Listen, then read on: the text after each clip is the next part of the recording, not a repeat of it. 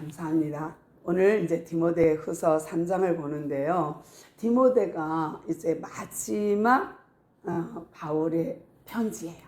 이제 만나는 일도 없고 이제 뭐 교제하는 시간도 없고 이제 끝이에요. 왜냐하면 바울이 이제 깊은 감옥에 있으면서 위기를 느낍니다. 네로의 박해가 극을 달하니까 나 이제 못 나가겠구나. 난 이제 여기서 죽겠구나 하는 거를 느꼈어요. 뿐만 아니라 여기저기서 그리스도인들을 잡아다 죽이고 때리고 짐승에게 잡혀 먹게 하고 뭐 산채로 불을 태운다던가 이런 말을 듣게 되니까 모두 다 두려워 떠는 시기예요. 그리고 디모데도 히브리서 13장에 보니까 잡혔다가 풀려났어. 그러니까 디모데도 두려워. 이거 어떡하지? 그러니까 모든 사람들이 반역합니다. 배역합니다. 그래서 우리가 1장에서 봤죠. 부겔로와 허모게네 같은 사람은 나 예수 몰라. 그리고 배신하고 나 안 믿어. 그리고 배신을 했어요. 그러면 목숨은 살 수 있으니까. 그러니까 자기 살기 위해서 그리스도인들을 고발하는 거예요. 얘도 예수 믿는데요. 얘도 예수 믿는데요. 하고 일러봤죠. 그러면 잡혀가는 거야. 그러니까 모든 사람들이 두려운 거예요. 어떡하지? 여기서 내가 예수를 부인하고 안 믿는다 그러면 살 수 있는데, 그러면서 엄마 아빠는 막, 너 교회 다닌다고 말하지 마! 막 이러는데, 자기는 어떡하지 하고 있는데, 탁 들이닥치면 뭐라 그러겠어요? 너 교회 다닌다며? 그리고 옆에 탁 친구가 서 있어. 주일학교 동기가 서 있어. 그럼 어떡하겠어요? 이런 상황이 자꾸 생기니까 또 멀리 들리는 소리는 네로 박해로 인하여 베드로도 잡혀서 죽었다 라는 소리가 들리면 이거 뭐 최고의 수장이 최고의 탑 그냥 예수님의 수제자가 잡혔다 죽었다 거꾸로 매달려 죽었다 이런 소리를 들어보세요. 누가 나는 그리스도인입니다 하고 말하겠어요. 이렇게 아주 살벌한 시간을 보내고 있는 중에 그러니까 디모데에게 바울이 편지를 쓰는 거예요. 간절한 마음으로. 그러면서 목회하는데 눈물이 나지. 눈물로 너 목회한다는 소리 들었어. 그리고 네가 나랑 헤어질 때 눈물 흘린 건 내 기억하지. 그런데 나는 너 때문에 감사하다. 난 너로 인하여 감사하다. 그게 1장에 있어요. 그러면서 또 배신자들 뿐만 아니라 이 진리를 반역하는 자들도 있다. 빌레도 같은 사람, 후메네오 같은 사람도 있지. 그 사람들은 부활이 없습니다. 이제 부활은 지나갔습니다. 이제 예수님이 부활승천하심으로 이제 더 이상 부활은 없습니다. 하고 이상한 메시지를 하는 거예요. 그러니까 아닙니다. 우리는 예수님 곧 오십니다. 왜냐하면 바울 시대에는 예수님 재림 임박설이 있었거든요. 그러니까 곧 오시마 약속하신 예수님의 말씀이 그 시간표가 우리의 시간표와 하나님의 시간표가 다르기 때문에 그 때와 시간은 알 수 없으나 곧 오신다였어요. 그러니까 모두 다 마음속에 예수님 언제 오십니까? 마라나타. 그러면서 잡혀가면서도 또 끌려가면서도 계속 마음속에 주님 빨리 오세요. 이 핍박이 이 괴로움이 빨리 지나가게 해주세요 하고 기도하는 성도들이 많았거든요. 바울 역시도 그랬고요. 그랬는데 그들이 그런 마음으로 신앙생활을 하는 거거든요. 거기다가 불을 붙여 거기다 뭐라고 말해? 야 부활 없어. 야 그런 거 기대하지 마. 이렇게 말한다면 아니 막 마음이 뜨거워 기도하고 있는데 거기다가 불을 확 이제 물을 확 끼얹으면 그거 어떻게 해요? 그러니까 지금 상황이 그런 상황이에요.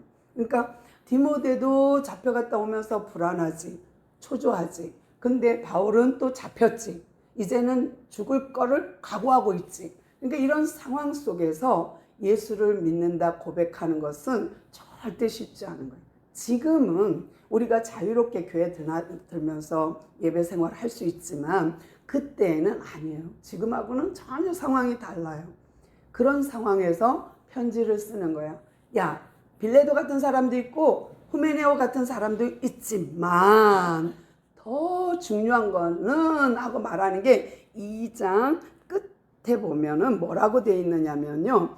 거역한 자가 있다는 거예요. 그러니까 먼저는 24절 보면은 주의 종은 마땅히 다투지 말고 싸우지 말고 모든 사람에 대하여 온유하게 가르쳐 그들로 하여금 잘 신앙생활 할 수 있도록 참고 인내하는 것을 가르쳐야 돼. 그러고 말을 해요. 그건 당연히 주의 종이니까 사역자니까 많은 사람들을 품고 가는 게 맞아. 그런데 그 속에 거역하는 자들이 있다라는 거예요. 그렇다 할지라도 너는 품어야 돼. 거역하는 자가 있어도 너는 온유하게 참아야 돼.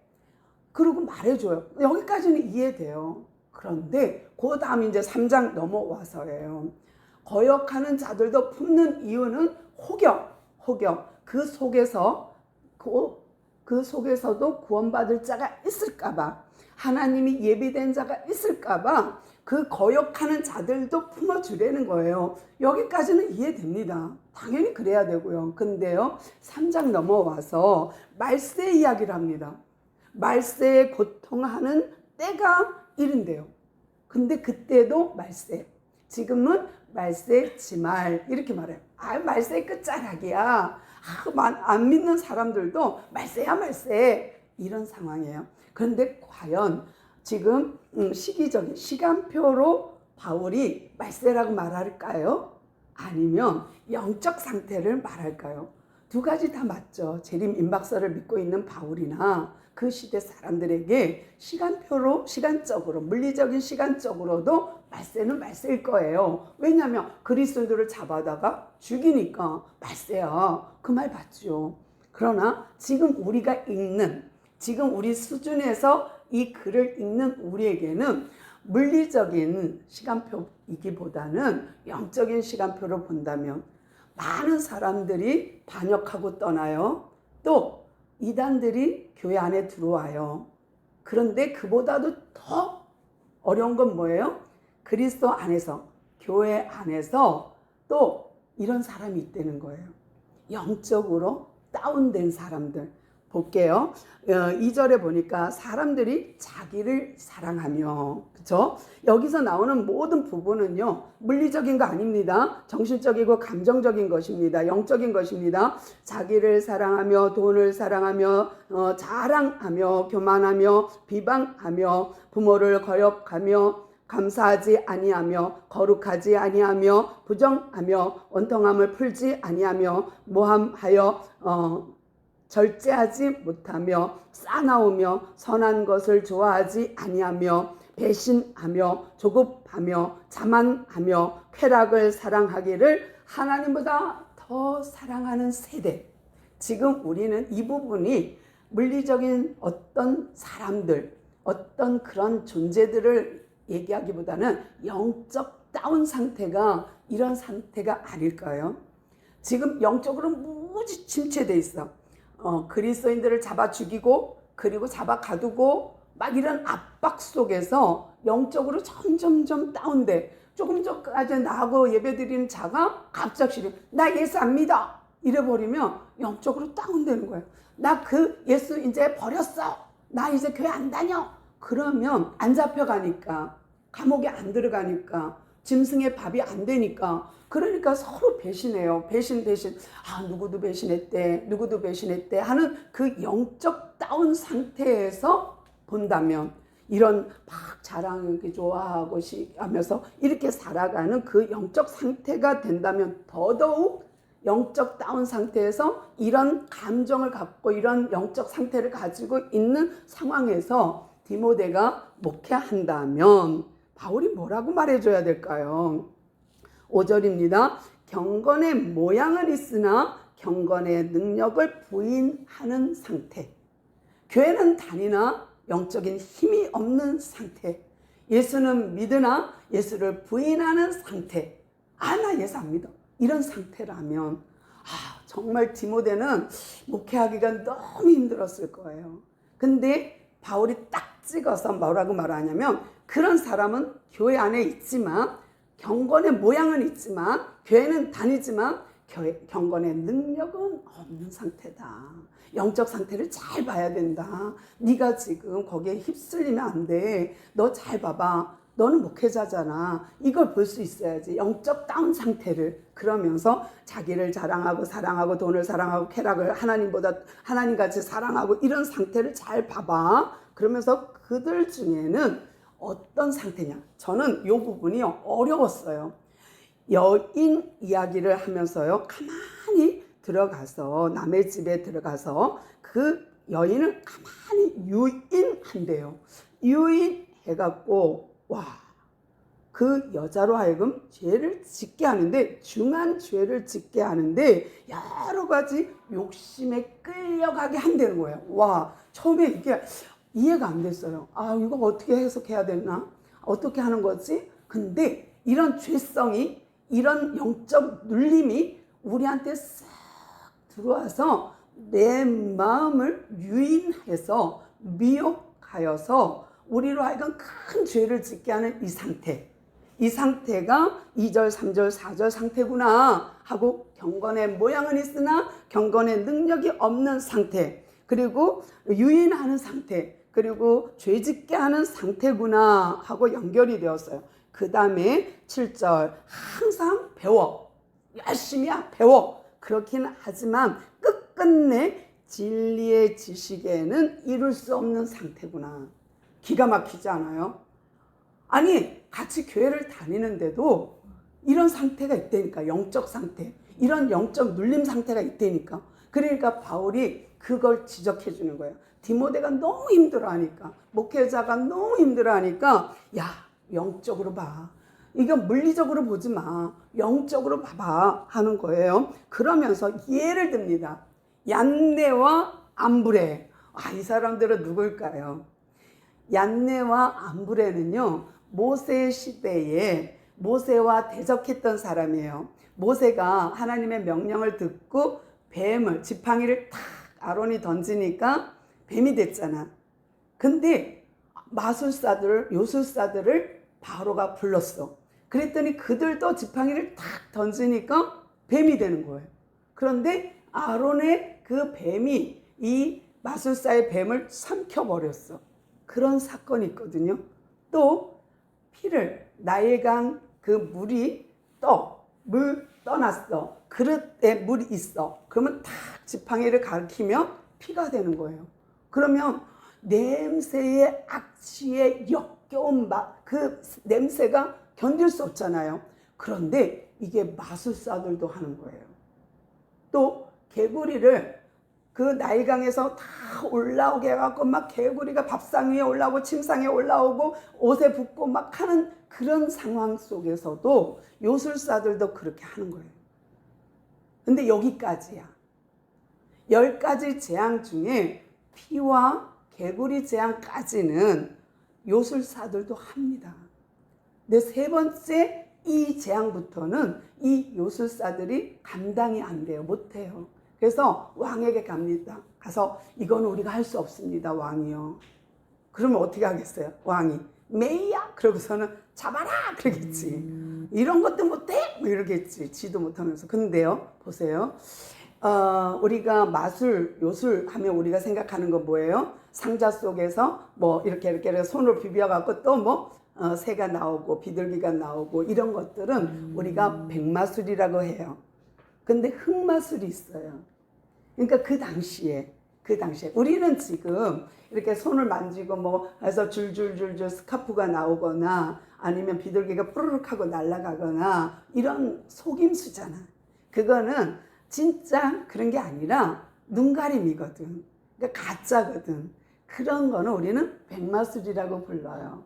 그런데 막 금리빨을 만들고 이런 거 있잖아요. 막 이상한 하늘에서 뭐가 그런 거를 죽은 자가 살고 그거는 우리가 흑마술이라고 부른대요.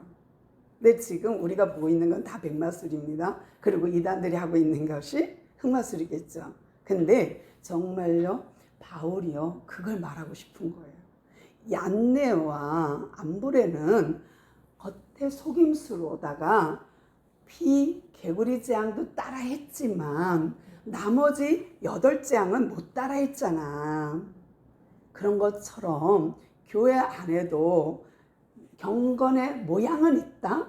예배는 잘 드려. 그런데 능력 없는 사람이 있어. 하는 거예요.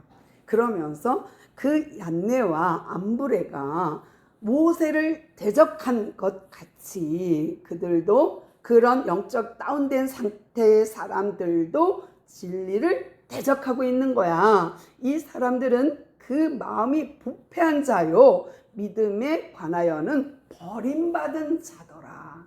그러니까 바울이 이렇게 말하는 건 아주 겁나게 무서운 거예요. 영적으로 버림받은 자? 무섭죠. 감히 인간이 그걸 판단해? 우리 판단 못해요. 그러니까 복음 전하는 거예요. 어쨌든 우리는 품어주는 거예요. 그 사람이 복음을 받아들였든 안 받아들였든 교회의 역할은 우리가 그들을 품어주고 참아주고 온유하게 대해주는 거예요. 그건 우리의 몫입니다. 근데 바울이요, 죽음을 앞두고 디모데한테 과격하게 이렇게까지 말하는 거예요. 그들은 하나님을 버린 자들이야. 그들은 하나님을 대적한 자들이야. 자기를 사랑하고 자긍하며 자만하고 이런 사람들 다 영적으로 하나님 대적하는 자들이야. 와, 이렇게까지. 근데요, 정말 그렇게 말하면서 9절 보니까 그러나 그들이 더 나아가지 못할 것은 그들의 한계치는 거기까지야. 개구리까지야. 거기 더 이상 못 나가. 저 두 사람, 죄송합니다. 자꾸 안전문자가 뜨는 바람에 제 탭이 이게 말썽을 피웁니다. 뭐라 그러냐면 나아가지 못할 것은 저 두 사람이 된 것과 같이 그 수준, 영적인 그 수준. 뱀을 지들도 만들고 물이 피로 변하게 하고 개구리를 불러들이는 그런 정도는 그들도 해. 그렇지만 저들이 하는 것은 하나님을 대적할 뿐만 아니라 저들이 한 그것은 어리석음을 드러내는 정도이다. 그러니까 겨우 2가지 정도는 그들도 속임수로 할 수 있어. 그러나 진짜는 아니야. 눈가림이지. 백마술 같은 거지. 흑마술 같은 거지. 라는 거예요. 그러면서 바울이요, 자기 얘기를 해요. 간증을 합니다. 10절, 11절은 자기 간증이거든요. 디모데, 너 알지? 내가 너 사는 지역에 내가 전도 나갔을 때 그게 1차 지역입니다. 갈라디아 지역, 비시디아 안디오 지역, 또 이고니온, 또 루스드라 이곳에 바울이 1차 전도 여행을 할 때에 거기에 살고 있던 사람이 디모데예요. 근데 디모데가 가만히 보니까 바울이 핍박을 받으면서 복음을 전하는데 그 복음이 진짜야. 내가 엄마로부터 할머니부터 유니게로부터 로이스로부터 받은 그 믿음의 토대 위에 이게 들리니까 그냥 쏙쏙쏙쏙 들어오는 거예요. 맞아. 구약이 말한 사람이 맞아. 이렇게 된 거예요. 또 바울 역시도 가말리엘 문화생이요, 정말 유대인 중에 유대인이요, 히브리인 중에 히브리인이에요. 이 말은 성경에 능한 자라는 뜻이에요. 구약 성경에 능한 자예요. 그가 전할 때에 구약을 들어서, 예를 들어서 탁탁탁 우리 교리 배웠잖아요. 정말 골로새서 얼마나 대단합니까? 에베소서 얼마나 대단합니까? 그 속에 교리가 싹 숨어 있는데 그걸 구약을 들어서 착착착 얘기하니까 디모데가 뿅 가버렸어. 정말 디모데가요, 결심을 했어요. 나 저 바울 선생님 따라갈래. 결심을 1차에서 하고 2차 전도여행부터 디모데가 동행합니다. 그 이야기를 지금 하는 거예요. 디모데, 너 나 1차 여행 때 나 하는 거 봤지? 안진뱅이 고치는 거 봤지? 내가 돌 맞아갖고 죽는 거 봤잖아. 그래서 사람들이 나를 갖다가 죽었다고 갖다 던졌는데 내가 거기서 사는 건 너 알잖아. 그러니까 그 지역에, 아시아 지역에 이런 소문이 파다했어요. 막 소문이라는 거 더 부풀려지잖아. 그러니까 뭐라고 했겠어요? 죽었는데 부활했다. 이럴 수도 있고. 그러니까 바울이 죽었다고 다 버렸거든, 사람들이. 그런데 거기서 일어나 갖고 다시 성에 들어와서 복음을 전했어요. 이 사실 너는 알지? 라는 거예요. 내가 거기서 어떻게 하나님의 말씀의 교훈과 행실과 의향과 믿음과 오래 참음과 사랑과 인내 또 이런 박해받음 이런 거 너 다 봤지? 고난 받은 거 다 봤지? 그러면서 안디옥과 이고니온과 루스드라에서 당한 일을 너가 다 봤잖아? 그리고 내가 죽었다고 던졌는데 다시 살은 것도 봤지? 그러면서 너가 다 보고 듣고 아는 바라. 그래서 이 과정에서 하나님이 나를 건지셔서 너랑 나랑 2차, 3차, 4차까지 함께 복음을 전할 수 있었던 거 너 기억해. 그러면서 하나님은 그런 하나님이야. 눈 가리고 아웅하는 정도의 하나님이 아니라 10장을 통과하면서 출애굽시킨 정말 수많은 마귀와 악한 것들을 이기고 제압하고 우리를 구원하신 하나님. 그 하나님이 우리 하나님이야 라는 거예요. 세상의 많은 유혹 속에서 우리를 교회 갖다 탁 앉혀놓는 그 멋쟁이 하나님, 그 하나님이 우리 하나님이야 라는 말이에요. 그러니까 지금 디모데에게 자기 간증을 싹 하면서 야, 그런데 있지, 이 멋진 하나님이 우리한테 비법 하나 알려줬다? 비결을 알려줬어. 그 비결이 뭔지 알아? 이 영적으로 다운되고 이 영적인 암흑 시대에서 우리가 살아남을 수 있는 비결을 가르쳐 준 거가 뭔지 알아? 하고 12절부터 쭉 얘기한 거예요. 그게 뭐냐면 이 경건을, 그러니까 경건 생활, 거룩한 생활, 신앙 생활을 하기 위해서는 당연히 어려움을 겪기 마련인 거 알잖아 라는 거예요. 그러니까 어쩔 수 없이 우리는 고난을 받는 거야 라면서 뭐라 그러냐면 예수 안에서 경건하게 살고자 하면 박해받는 건 당연한 거야. 이 박해 두려워하지 마. 걱정하지 마. 그러면서 악한 사람들은 속이기도 하고 속이기도 합니다. 그러면서 우리를 미혹하지요. 그러나 우리는 정말 하나님이 주신 구원의 확신한 일 가운데서 우리는 거해야 돼. 하나님이 우리에게 주신 마음 확신, 구원의 확신 속에서 너는 살아야 돼. 그러면서 너 그거 어떻게 알게 됐는지 알잖아.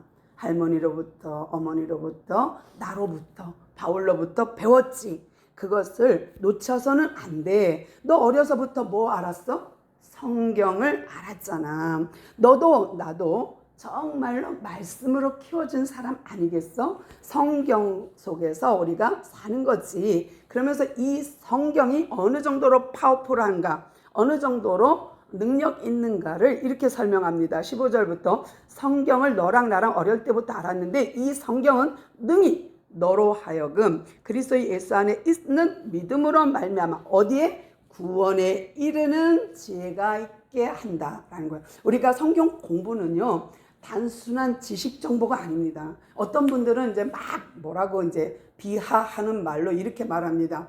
머리만 커갖고 뭐 이렇게. 아니요, 필요합니다. 머리가 커져야 됩니다. 하나님 아는 지식이 풍부해져야 그래야 됩니다.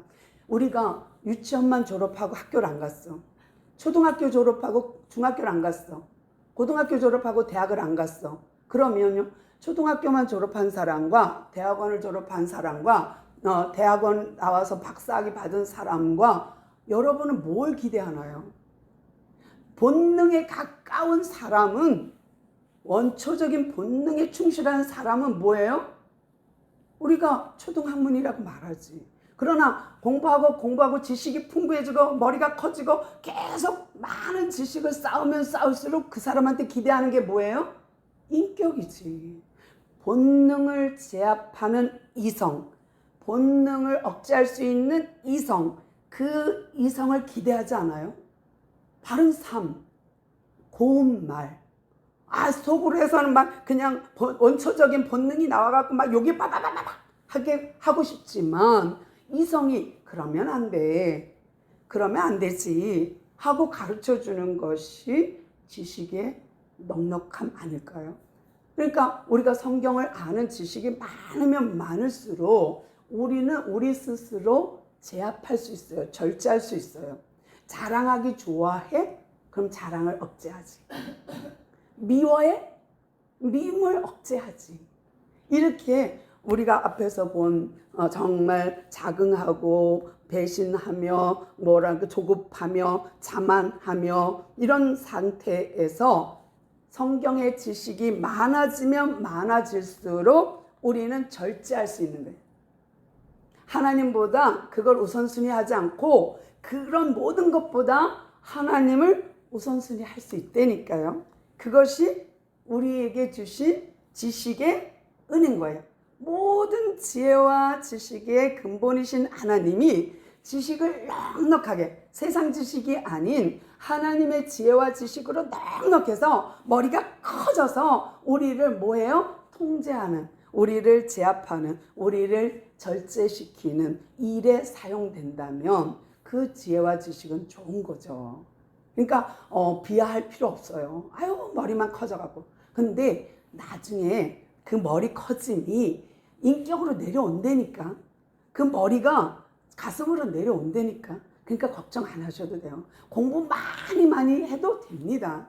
하나님의 지혜와 지식은 끝이 없어. 그냥 다 자꾸 배워도 돼. 배워서 나를 절제하는 데 사용하게끔 저절로 된다니까. 저절로. 그래서 바울이 그 비밀을 알았어요. 와, 너 정말 성경을 알고 또 그것으로 목회를 해라. 그러면 구원에 이르는 지혜가 생겨 라는 거예요. 16절. 모든 성경은 하나님의 감동으로 된 것이므로 많으면 많을수록 하나님이 풍부해져. 많으면 많을수록 하나님의 말씀의 지식이 많으면 많을수록 성령이 충만해져. 저는 두 가지를 같이 봅니다.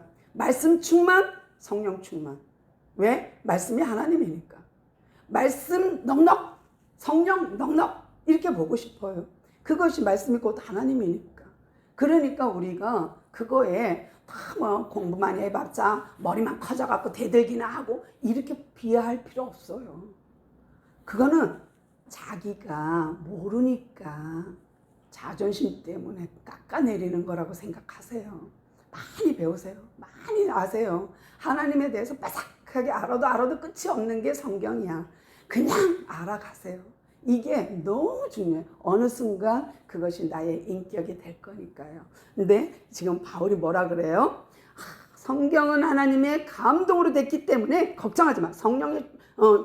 성령의 감화 감동으로 쓰여진 책이니까 그걸 믿어. 그 다음에 교훈 책망 바르게 함에 넉넉합니다. 그러니까 교육하기에 유익합니다. 그러니까 걱정하지 마십시오라는 거예요. 그러니까 많이 안다고 해서 두려울 거 없습니다. 걱정할 거 없습니다. 충분히 바르게 함에 있어 교육하기에 유익합니다. 17절. 이는 하나님의 사람으로 우리가 믿는 자로서 온전하게 하며 뭐가? 말씀이, 뭐가? 성경이, 그 다음에 선한 일을 행할 능력을 갖추게 한대. 뭐가? 성령이, 이게 말씀이, 우리가 이 말씀이 우리를 온전케 하고 그 선한 일, 주의 일, 말씀을 배우고 가르치고 하는 이런 행한 능력을 갖출 수 있게 하는 것이 성경이야. 그러니까 디모데, 너 지금 이 말세의 현상을 보고 사람들이 경건한 그런 모양은 없고 능력은 없고 모양만 있는 그들에게 네가 말씀을 계속 가르쳐. 괜찮아. 지속적으로 그들에게 말씀을 잘 가르쳐. 그리고 온유함으로 가르쳐. 참음으로 가르쳐. 인내함으로 가르쳐. 듣던 안 듣던 계속 가르치다 보면은 어느 순간에 그 성경이 그들을 세워줄 거니까.